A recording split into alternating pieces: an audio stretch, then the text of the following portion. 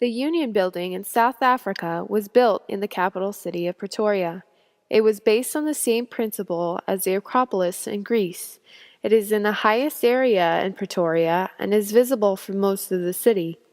It was designed by British architect Sir Herbert Baker in 1908 and was finished in 1913. The European influence is extremely apparent on the grounds and in the architecture.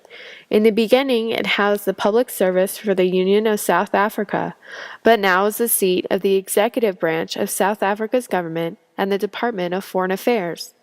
All countries use their center of government to say something. The architecture, the expense, the intricacy, and the artistry all say something about what the government values and what their resources are.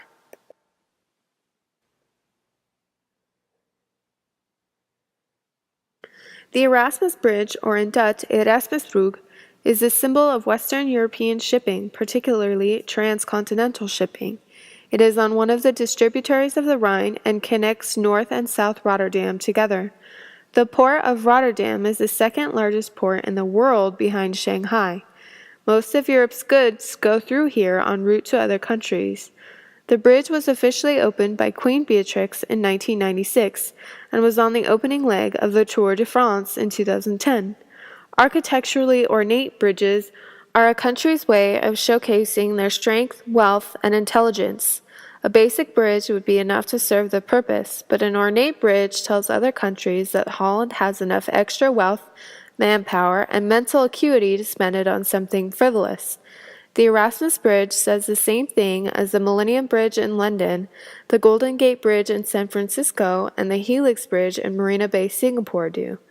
The Erasmus Bridge is Holland's announcement to the world that they have a part on the global stage. For this Google tour, we'll be focusing in on Sydney, Australia. With a population of 4.6 million people, Sydney is the oldest European settlement in Australia, having been founded as a British penal colony on the 26th of January 1788. The Australians speak English, but a huge variety of other languages are spoken there. The most followed religion here is Roman Catholic. Sydney is the most popular city and the hottest tourist spot in Australia. It is on the southeast coast of Australia and located on the Tasman Sea. We'll be focusing in on the Sydney Opera House. More than 7 million people visit the site each year. The architect was Jorn Utzon. The Opera House features a modern expressionist design. The shells on the building is what makes it very unique. The Opera House opened on October 20th, 1973.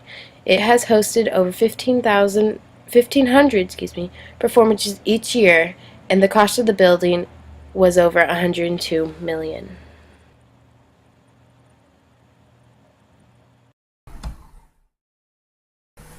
Today we'll be making our way through Les Champs-Élysées, a well-known street in Paris, western of our destination. Here you can dine and shop. And now onto our destination, which is the Arc de Triomphe. It is 164 feet tall and 148 feet wide. It is one of the most famous and second largest monuments standing today. It was ordered to be built by Napoleon. Sadly, it was not finished until 15 years after Napoleon's death.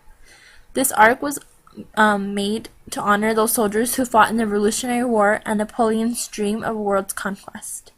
Napoleon told the soldiers that they will return home through the Arcs of Triumph, which is why he ordered this to be built. This monument has some of the soldiers' names written within the arc, and the generals who took part in the war. There are 6 reliefs sculpted on the facades of the arc, representing important monuments of the French Revolution and the Napoleonic era.